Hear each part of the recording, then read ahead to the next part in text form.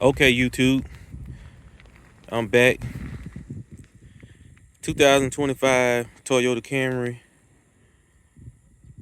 Just a little upgrade that I did over the couple days ago.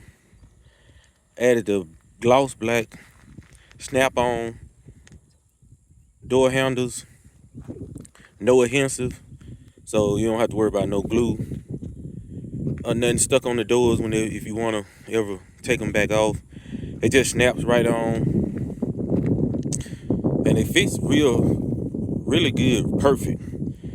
Doesn't mess up the locking and unlock feature on the front doors. Your keyless entry, all that still work fine. And as you can see, as I go in a little closer, it pretty much covers up the entire door handle. It's only like a little white part on the very back, on the inside of the handle, that you have to really look up in there, pull the handle back and look up in there to actually see any white from the color of the car.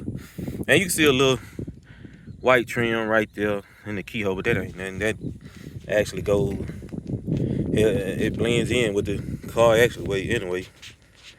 And so just thought I'd shoot a little video showing that. Appreciate you watching. Like, comment, and subscribe. Thank you.